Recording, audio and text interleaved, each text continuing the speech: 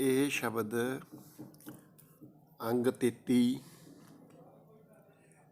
ਸ੍ਰੀ ਰਾਗ ਮਹੱਲਾ ਤੀਜੇ ਪਾਤਸ਼ਾਹ ਦਾ ਸ਼ਬਦ ਹੈ। ਕਾਇਆ ਸਾਧੈ ਉਦ ਤਪ ਕਰੈ, ਵਿੱਚੋਂ ਹਉਮੈ ਨਾ ਜਾਈ। ਅਧਿਆਤਮਕ ਕਰਮ ਕਰੇ, ਅਧਿਆਤਮਕ ਕਰਮ ਜੇ ਕਰੇ, ਨਾਮ ਨਾ ਕਬਹੀ ਪਾਈ। ਗੁਰ ਕੈ ਸ਼ਬਦ ਜੀਵਤ ਮਰੈ, ਹਰ ਨਾਮ ਵਸੈ ਮਨ ਆਈ। ਕਾਇਆ ਸਾਧੈ ਉਰਦ ਤਪ ਕਰੈ। ਕਾਇਆ ਨੂੰ ਸਾਧਨ ਵਾਸਤੇ ਉਲਟਾ ਹੋ ਕੇ ਤਪੱਸਿਆ ਕਰਦਾ ਹੈ, ਲੇਕਿਨ ਜਿੰਨੀ ਮਰਜ਼ੀ ਤਪੱਸਿਆ ਕਰੇ, ਜਿਹੜਾ ਮਨ ਹੈ, ਮਨ ਦੇ ਵਿੱਚੋਂ ਹਉਮੈ ਹੰਕਾਰ ਨਹੀਂ ਜਾਂਦਾ। ਪੁਰਾਣੇ ਜ਼ਮਾਨਿਆਂ 'ਚ ਬਹੁਤ ਲੋਕ ਦਰਖਤਾਂ 'ਤੇ ਉਲਟੇ ਹੋ ਕੇ ਤਪੱਸਿਆ ਕਰਦੇ ਸੀ।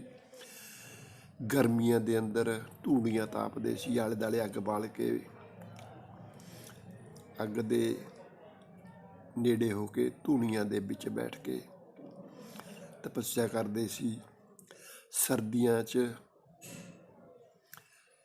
ਦਸੰਬਰ ਦੇ ਮਹੀਨੇ 'ਚ, ਪੋਹ ਮਾਘ ਦੇ ਮਹੀਨੇ 'ਚ ਸਵੇਰੇ ਹੀ ਜਲ ਧਾਰੇ ਕਰਿਆ ਕਰਦੇ ਸੀ।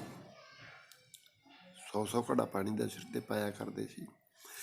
ਲੇਕਿਨ ਸਾਰਾ ਕੁਝ ਕਰਨੇ ਤੋਂ ਬਾਵਜੂਦ ਵੀ ਮਨ ਦੇ ਅੰਦਰੋਂ ਹਉਮੈ ਹੰਕਾਰ ਨਹੀਂ ਜਾਂਦਾ। ਅਧਿਆਤਮਕ ਕਰਮ ਜੇ ਕਰੇ, ਨਾਮ ਨਾ ਕਬੀ ਪਾਏ।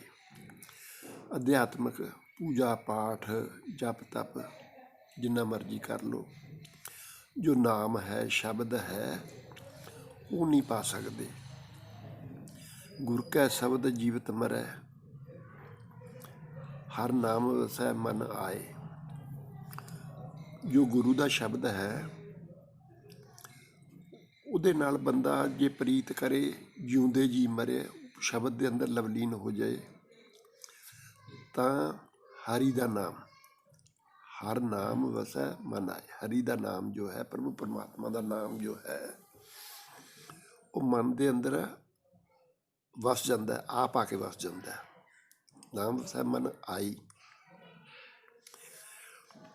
ਸੁਣ ਮਨ ਮੇਰੇ ਭਜ ਸਤਿਗੁਰ ਸਰਨਾ। ਐ ਮੇਰੇ ਮਨ, ਸਤਿਗੁਰੂ ਮਹਾਰਾਜ ਸਮਝਾ ਰਹੇ ਹਨ ਵੀ ਐ ਮੇਰੇ ਮਨ, ਸੁਣ ਮਨ ਮੇਰੇ ਭਜ ਸਤਿਗੁਰ ਸਰਨਾ।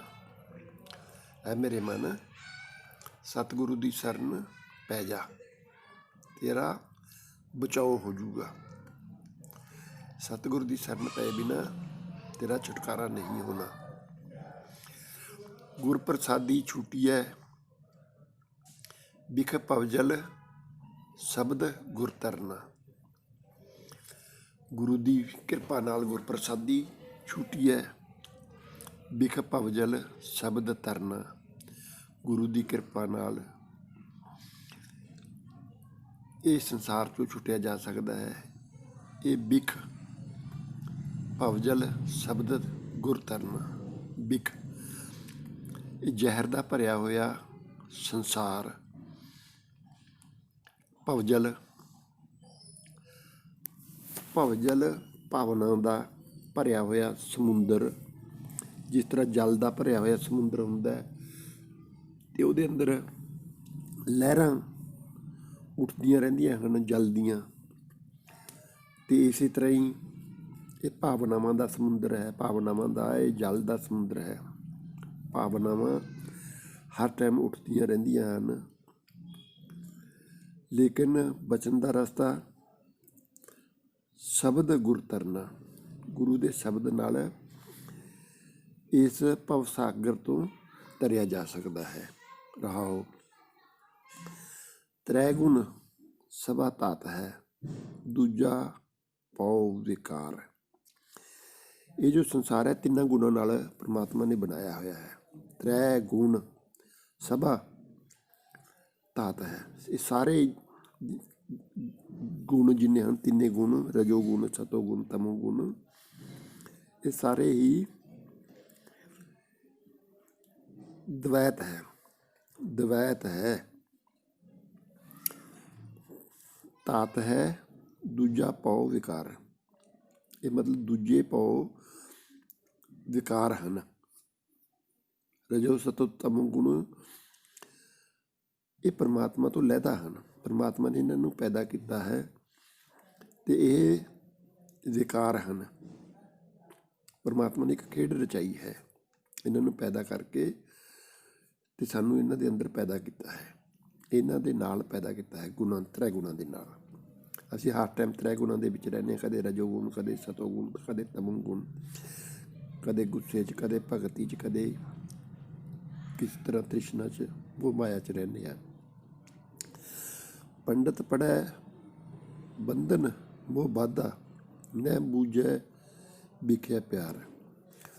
ਪੰਡਤ ਬਹੁਤ ਰਿਸਪੈਕਟਡ ਲਫ਼ਜ਼ ਹੈ, ਲੇਕਿਨ ਮੇਰੇ ਵਰਗੇ ਪੰਡਤ ਕਈ ਜਿਹੜੇ ਮੋਹ ਮਾਇਆ ਦੇ ਬੰਧਨਾਂ 'ਚ ਬੰਨੇ ਹੋਏ ਹਨ, ਉਹ ਬੁੱਝਦੇ ਤਾਂ ਹੈ ਨਹੀਂ, ਲੇਕਿਨ ਲੋਕਾਂ ਨੂੰ ਸਮਝਾਉਣ ਲੱਗੇ ਹੋਏ ਹਨ।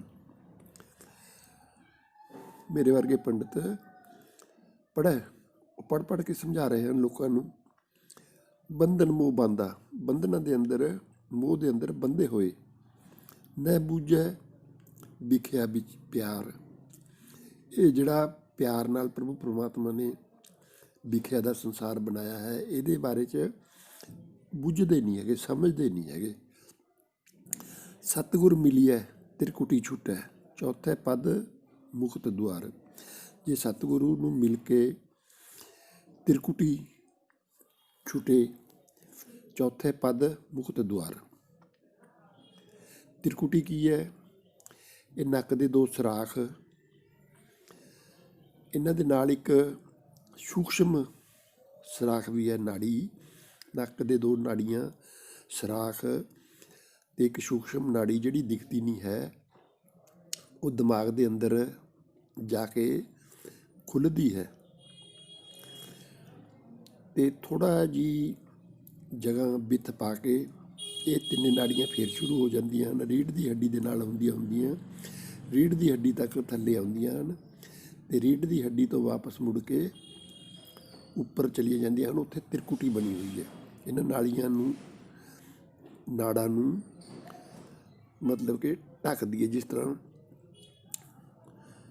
ਝੁੰਗੀ ਛੰਨ ਜਾਂ ਬਣੀ ਹੁੰਦੀ ਹੈ। ਇਹਨਾਂ ਦੇ ਉੱਤੇ ਪਰਮਾਤਮਾ ਨੇ ਕੁਟੀਆ ਬਣਾਈ ਹੋਈ ਹੈ, ਤਿਰਕੁਟੀ।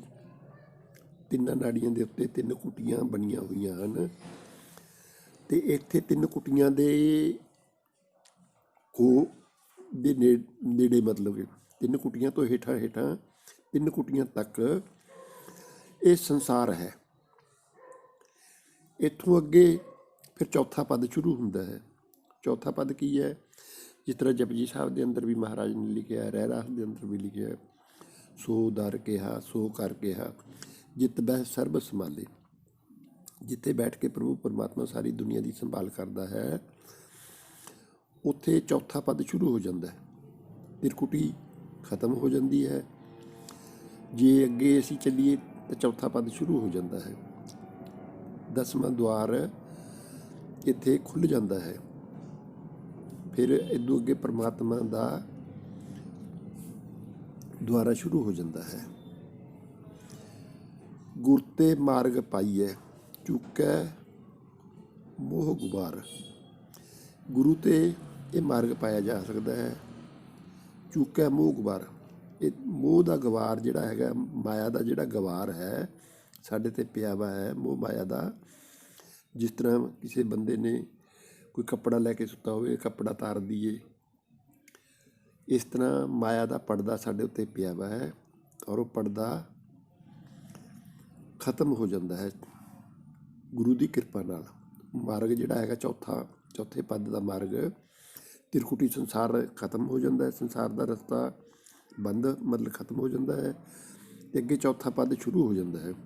ਗੁਰ ਤੇ ਮਾਰਗ ਪਾਈਐ, ਚੁੱਕੈ ਮੋਹ ਗੁਬਾਰ। ਇਹ ਗੁਬਾਰ ਜੋ ਹੈ, ਮਾਇਆ ਦਾ ਗੁਬਾਰ, ਇਹ ਚੁੱਕਿਆ ਜਾਂਦਾ ਹੈ। ਸ਼ਬਦ ਮਰੈ ਤਾਂ ਉਧਰੈ ਪਾਏ ਮੋਖ ਦੁਆਰ।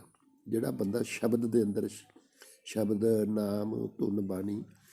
ਸ਼ਬਦ ਮਰੈ ਤਾਂ ਉਧਰੈ ਪਾਏ ਮੋਖ ਦੁਆਰ। ਉਹਦਾ ਉਧਾਰ ਹੋ ਜਾਂਦਾ ਹੈ। ਜਿਹੜਾ ਸ਼ਬਦ ਦੇ ਅੰਦਰ ਮਰ ਜਾਂਦਾ ਹੈ, ਸ਼ਬਦ ਨੂੰ ਸੁਣ ਲੈਂਦਾ ਹੈ। ਜਪਜੀ ਸਾਹਿਬ ਦੀ ਪੌੜੀਆਂ ਦੇ ਅੰਦਰ ਆਉਂਦਾ ਹੈ, ਸੁਣੀਏ ਸਿੱਧ ਪੀਰ ਸੁਰਨਾਥ, ਸੁਣੀਏ ਧਰਤ ਤਲ ਆਕਾਸ। ਉਹ ਕਿਆ ਸੁਣਨਾ ਹੈ? ਜੋ ਉੱਥੇ ਲਿਖਿਆ ਹੈ ਉੱਥੇ ਹੀ ਉਹੀ ਗੱਲ ਮਹਾਰਾਜ ਨੇ ਉਰੇ ਸੁਣੀ। ਸ਼ਬਦ ਮਰੈ ਤਾਂ ਉਧਰੈ ਪਾਏ ਮੋਖ ਦੁਆਰ। ਸ਼ਬਦ ਦੇ ਅੰਦਰ ਮਰ ਜਾਵੇ, ਸ਼ਬਦ ਨੂੰ ਸੁਣ ਲਵੇ, ਸ਼ਬਦ ਦੇ ਨਾਲ ਲਵਲੀਨ ਹੋ ਜਾਵੇ ਤਾਂ ਮੁਕਤੀ ਦਾ ਦੁਆਰਾ ਉਹਦਾ ਖੁੱਲ੍ਹ ਜਾਂਦਾ ਹੈ। ਮੁਕਤੀ ਦਾ ਦੁਆਰਾ ਖੁੱਲ੍ਹਣ ਤੋਂ ਬਾਅਦ ਉਹ ਮੁਕਤੀ ਦੇ ਘਰ ਵਿੱਚ ਚਲਿਆ ਜਾਂਦਾ ਹੈ। ਗੁਰਪ੍ਰਸਾਦੀ ਮਿਲ ਰਹੇ ਸੱਚ ਨਾਮ ਕਰਤਾਰ। ਗੁਰਪ੍ਰਸਾਦੀ, ਗੁਰੂ ਦੀ ਕਿਰਪਾ ਨਾਲ ਪ੍ਰਸਾਦੀ ਮਿਲ ਰਹੇ ਸੱਚ ਨਾਮ ਕਰਤਾਰ। ਗੁਰੂ ਦੀ ਕਿਰਪਾ ਨਾਲ ਸੱਚ ਨਾਮ ਕਰਤਾਰ। ਸੱਚ ਕੀ ਹੈ?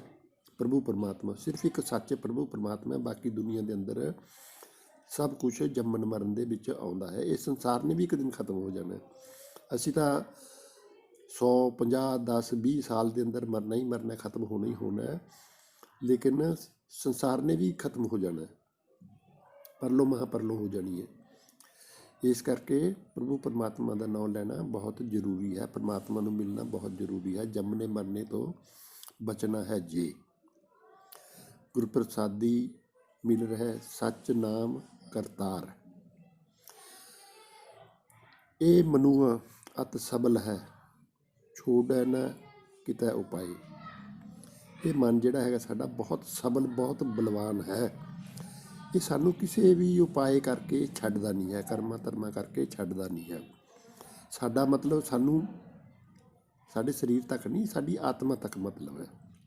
ਸਾਡਾ ਸਰੀਰ ਤਾਂ ਮਰਨੇ ਤੋਂ ਬਾਅਦ ਅੱਗ ਦੇ ਸਪੁਰਦ ਹੋ ਜਾਣਾ, ਜਾਂ ਮਿੱਟੀ 'ਚ ਦਬਾ ਦਿੰਦੇ ਆ। ਮੁਸਲਮਾਨਾਂ ਦੇ ਮਿੱਟੀ ਦਬਾ ਦਿੰਦੇ, ਸਾਨੂੰ ਅੱਗ 'ਚ ਸਾੜ ਦਿੰਦੇ ਆ। ਸਰੀਰ ਤਾਂ ਸੜ ਕੇ ਸੁਆਹ ਹੋ ਗਿਆ। ਲੇਕਿਨ ਜੋ ਰੂਹ ਹੈ, ਆਤਮਾ ਹੈ, ਮਨ ਹੈ, ਇਹ ਚੀਜ਼ਾਂ ਸੂਖਸ਼ਮ ਚੀਜ਼ਾਂ ਪਰਮਾਤਮਾ ਦੇ ਦੁਆਰ 'ਚ ਜਾਂਦੀਆਂ ਹਨ। ਧਰਮਰਾਜ ਕੋਲ ਜਾ ਕੇ ਇਹਨਾਂ ਦਾ ਹਿਸਾਬ ਹੁੰਦਾ ਹੈ। ਇਸ ਕਰਕੇ ਪਰਮਾਤਮਾ ਦੀ ਭਗਤੀ ਕਰਨੀ ਬਹੁਤ ਜ਼ਰੂਰੀ ਹੈ। ਇਹ ਮਨ ਬਹੁਤ ਬਲਵਾਨ ਹੈ। ਇਸੇ ਕਰਕੇ ਮਹਾਰਾਜ ਨੇ ਕਿਹਾ, ਮਨ ਤੂੰ ਜੋਤ ਸਰੂਪ ਹੈ, ਆਪਣਾ ਮੂਲ ਪਹਿਚਾਨ। ਆਪਣੇ ਆਪ ਨੂੰ ਪਹਿਚਾਨਣ ਦੀ ਕੋਸ਼ਿਸ਼ ਕਰੋ। ਅਸੀਂ ਮਨ ਹਾਂ, ਆਤਮਾ ਹਾਂ। ਮਨ, ਆਤਮਾ, ਪਰਮਾਤਮਾ ਇੱਕੋ ਗੱਲ ਹੈ। ਜੇ ਅਸੀਂ ਆਪਣੇ ਆਤਮਾ ਤੱਕ ਪਹੁੰਚ ਗਏ ਤਾਂ ਅਸੀਂ ਆਪਣੇ ਪਰਮਾਤਮਾ ਤੱਕ ਵੀ ਪਹੁੰਚ ਜਾਵਾਂਗੇ। ਇਹ ਮਨੁਆ ਅਤ ਸਬਲ ਹੈ, ਛੱਡੇ ਨਾ ਕਿਤੇ ਉਪਾਏ। ਇਹ ਸਾਨੂੰ ਕਿਸੇ ਵੀ ਤਰੀਕੇ ਨਾਲ ਨਹੀਂ ਛੱਡਦਾ ਹੈਗਾ। ਇਸ ਤੋਂ ਬਚਣ ਦਾ ਤਰੀਕਾ ਵੀ ਮਹਾਰਾਜ ਦੱਸਦੇ ਆ। ਦੂਜੇ ਪਾਏ ਦੁੱਖ ਲਾਏਂਦਾ, ਬਹੁਤੀ ਦੇ ਸਜਾਏ। ਪਰਮਾਤਮਾ ਤੋਂ ਬਿਨਾਂ ਦੂਜੇ ਕੰਮਾਂ ਦੇ ਵਿੱਚ ਫਸਾ ਕੇ ਸਾਨੂੰ ਬਹੁਤ ਦੁੱਖ ਦਿੰਦਾ ਹੈ। ਅਤੇ ਪਰਮਾਤਮਾ ਤੋਂ ਵਿਛੜਿਆ ਹੋਇਆਂ ਨੂੰ ਧਰਮਰਾਜ ਵੀ ਸਾਨੂੰ ਬਹੁਤ ਸਜ਼ਾ ਦਿੰਦਾ ਹੈ। ਕਰਮਾਂ ਧਰਮਾਂ ਦੇ ਚੱਕਰ 'ਚ ਫਸਾਈ ਰੱਖਦਾ ਹੈ। ਦੂਜੇ ਪਾਏ, ਦੂਜੀ ਭਾਵਨਾ ਦੇ ਅੰਦਰ ਪਾ ਕੇ ਦੁੱਖ ਲਾਏਂਦਾ, ਬਹੁਤੀ ਦੇ ਸਜਾਏ। ਨਾਨਕ ਨਾਮ ਲੱਗੇ ਸੇ ਉਭਰੇ, ਹਉਮੈ ਸ਼ਬਦ ਗਵਾਏ। ਜਿਹੜੇ ਗੁਰੂ ਨਾਨਕ ਦੇਵ ਜੀ ਮਹਾਰਾਜ ਹੁਣ ਕਹਿ ਰਹੇ ਹਨ, ਜਿਹੜੇ ਨਾਮ ਦੇ ਨਾਲ, ਸ਼ਬਦ ਦੇ ਨਾਲ ਜੁੜ ਜਾਂਦੇ ਹਨ। ਨਾਨਕ ਨਾਮ ਲੱਗੇ ਸੇ ਉਭਰੇ, ਹਉਮੈ ਸ਼ਬਦ ਗਵਾਏ। ਜਦੋਂ ਸਾਡੇ ਅੰਦਰੋਂ ਹਉਮੈ, ਹੰਕਾਰ ਮਰ ਜਾਂਦਾ ਹੈ, ਲੇਕਿਨ ਮਾਰਦਾ ਕੌਣ ਹੈ? ਸ਼ਬਦ। ਨਾਨਕ ਨਾਮ ਲੱਗੇ ਸੇ ਉਭਰੇ। ਨਾਮ ਦੇ ਨਾਲ ਜਦੋਂ ਅਸੀਂ ਲੱਗ ਜਾਂਦੇ ਹਾਂ, ਫਿਰ ਅਸੀਂ ਸੰਸਾਰ ਦੇ ਅੰਦਰੋਂ ਉੱਚੇ ਹੋ ਜਾਂਦੇ ਹਾਂ। ਸਾਡਾ ਉਧਾਰ ਹੋ ਜਾਂਦਾ ਹੈ। ਉਭਰੇ, ਹਉਮੈ, ਹਉਮੈ ਜਿਹੜਾ ਹੈਗਾ, ਜਿਹਨੂੰ ਹਉਮੈ, ਹੰਕਾਰ ਨੂੰ ਕੋਈ ਦੁਨੀਆ ਦੀ ਤਾਕਤ ਨਹੀਂ ਮਾਰ ਸਕਦੀ, ਉਹਨੂੰ ਸ਼ਬਦ ਗਵਾ ਦਿੰਦਾ ਹੈ, ਉਹਨੂੰ ਮਾਰ ਦਿੰਦਾ ਹੈ। ਸ਼ਬਦ ਗਵਾ ਦਿੰਦਾ ਹੈ, ਸ਼ਬਦ ਮਾਰ ਦਿੰਦਾ ਹੈ। ਇਸ ਕਰਕੇ ਨਾਮ ਦੀ, ਸ਼ਬਦ ਦੀ ਖੋਜ ਕਰਨੀ ਚਾਹੀਦੀ ਹੈ। ਪਰਮਾਤਮਾ ਦੀ ਭਗਤੀ ਕਰਨੀ ਚਾਹੀਦੀ ਹੈ। ਗੁਰੂ ਮਹਾਰਾਜ ਦਾ ਅੰਗ 33 ਤੇ ਸ਼ਬਦ ਹੈ, ਇਹਦੇ 'ਤੇ ਬਹੁਤ ਵਿਚਾਰ ਕਰਨੀ ਚਾਹੀਦੀ ਹੈ। ਸਤਿਨਾਮ ਸ੍ਰੀ ਵਾਹਿਗੁਰੂ ਵਾਹਿਗੁਰੂ।